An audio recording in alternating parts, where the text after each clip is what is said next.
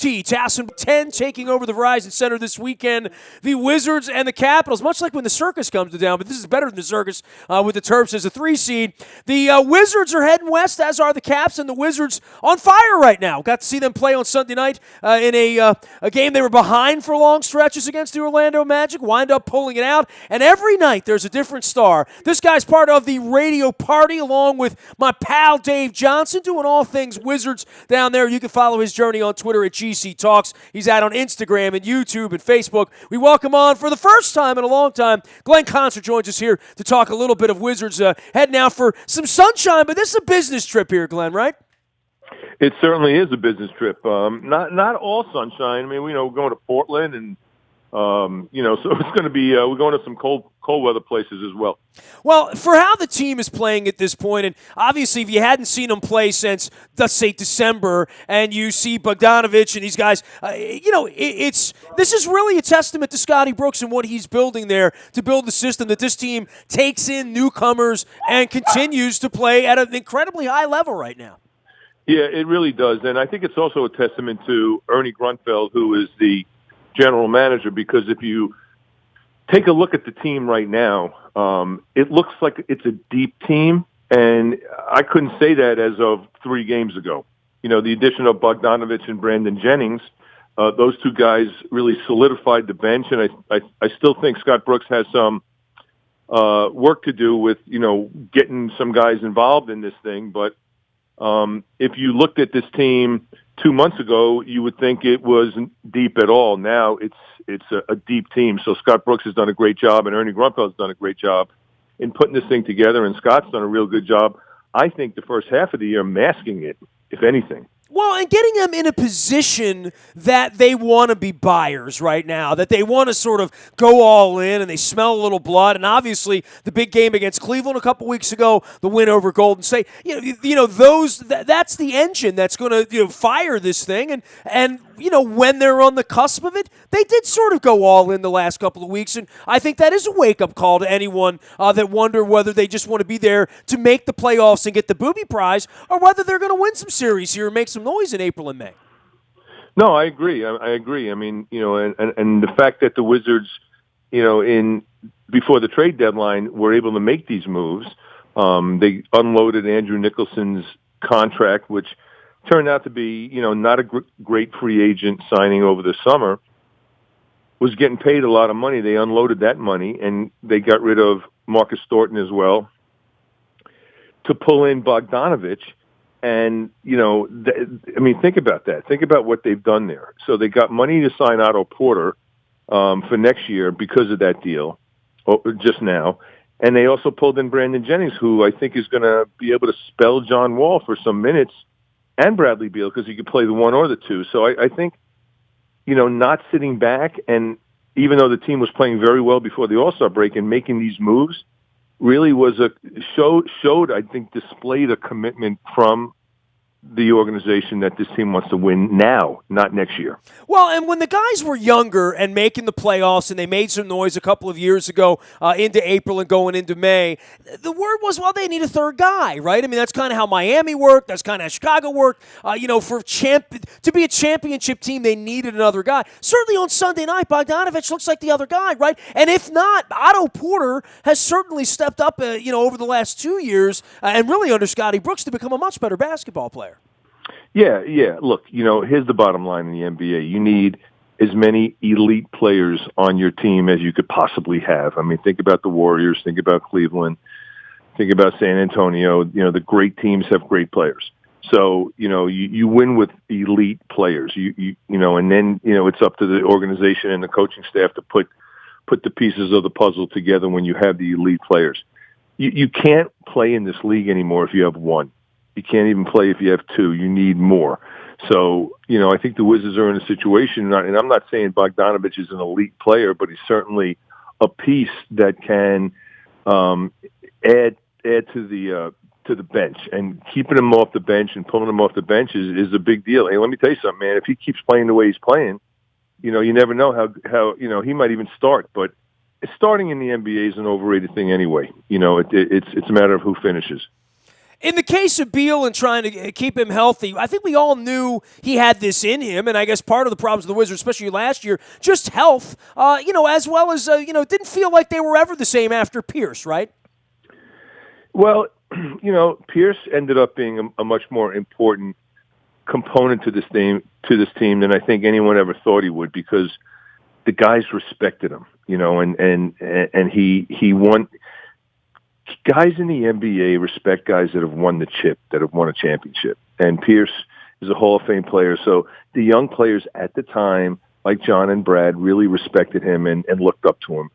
So when he left, I think they lost a little bit of that. Well, and he delivered when called upon, right? That was the other thing. He wasn't just a ghost paper guy over there that used to have it. When they needed a shot in big games, he came through. Yeah, but he wasn't, an elite player. You had to understand, when he played here, he was not the Paul Pierce Hall of Fame player. He made shots, but overall he was not an elite player when he played here. He was an elite leader, and so losing him meant a lot. And he made clutch shots, but he wasn't, a high scoring player when he was here. He didn't have his game like he used to. But his contributions were, missed, as we've pointed out, and now they've been trying to piece that together. And obviously, the disappointment of the offseason, thinking Durant might come, could come, didn't come. I don't know that anybody saw this kind of a year for the Wizards, and even to you, to say back in November, December, you didn't think they had the depth to get to this point. Now, what they put together the first 45 or 50 games has allowed them to have the depth the rest of the way. Do you think they can win a championship, Glenn? Do I think they can? Sure. No, it's anything is possible. You go on runs, things fall together, come together, fall in place. Anything is possible, but they can. Why not? Why not? Do I think they're as good as the Cleveland Cavaliers? Do I think they have the personnel as the Cleveland Cavaliers do? Probably not. LeBron James skews everything with how good he is. So Cleveland obviously is the team to beat. Now, can the Wizards beat Cleveland? Yes. So can they make it to the finals? Sure. Why not? That's my whole thing. Why not? You saw what happened when the Wizards played Cleveland. They were right there. They looked just as good. In fact, they deserved to win that game, but didn't. LeBron threw up that prayer bank shot, which I was standing right there, and it was bizarre that he made it. But so there was a little luck involved. For you to have been there through all of this, to see the excitement now, like you point out the LeBron game, everyone was watching that game. Everyone was watching the Warriors 2 weeks ago when, and I don't know that folks have stood in attention for the Wizards, but you can feel it building. You can even see it in the gym on Sunday, which is a little bit of a sleepy game, and, and they still wind up winning. Same thing with the Caps. Both of the teams right now, and it's tough being Ted right now, right? Especially when they're playing simultaneously out on the West Coast, but there is some excitement around the team and some belief right now that's building in a really natural way that's taken a long time.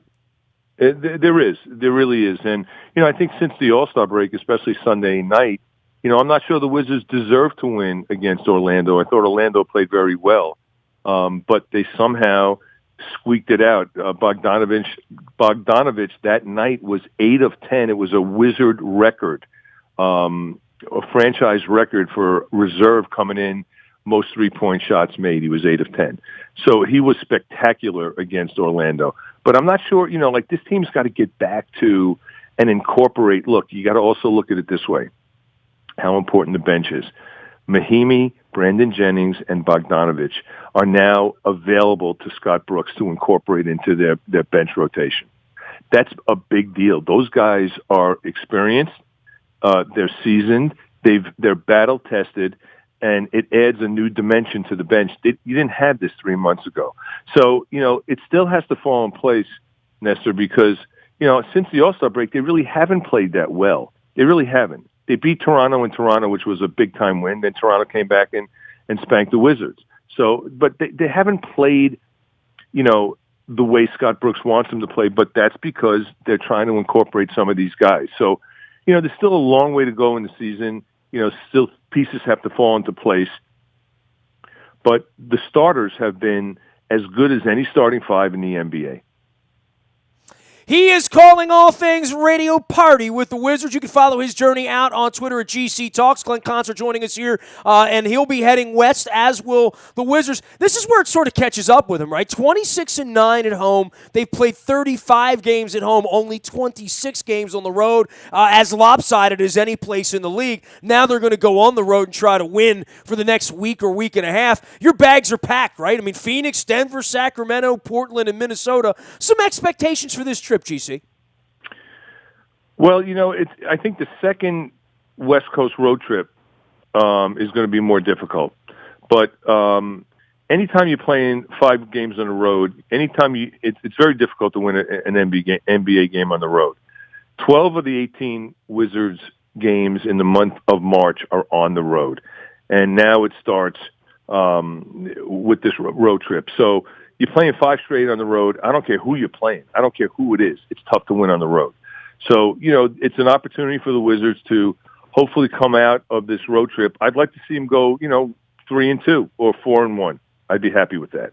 Well, you talk about the other trip later on in the month. They go to L.A. a couple times, Utah, and then Golden State. That's a prickly little trip there. That happens opening day week if you're a baseball fan. It ends with that. But that last weekend of the Final Four, that's a rough one. That's a rough one. See, that road trip is tougher, but, it doesn't matter. It doesn't matter who you're playing, whether you're playing the Brooklyn Nets in Brooklyn or the New York Knicks in New York. Anytime you play on the road, it's tough. And you got to bring your A game, and you got to play with an edge, and you got to play with a sense of urgency. Well, I think they found that out last month as well. When Philadelphia, I mean, as you've pointed out, every single game, and now it gets tougher. And really, for the transition of what Scotty Brooks is trying to do to get these minutes for Jennings, to get these minutes for Bogdanovich, do you like what you're seeing so far? I mean, as you've pointed out, they haven't played their best basketball this week, but that's kind of sort of to be expected when you have change like this, right? Exactly, Nestor. It's hard. Because Scott Brooks knows how good Mahimi is.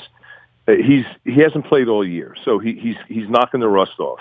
His timing's off offensively. He's an elite defensive center in the NBA. Everyone knows that. You talk to any coach in the NBA about Jan Mahimi, they will tell you he's top 3 pick and roll defensive centers in the NBA.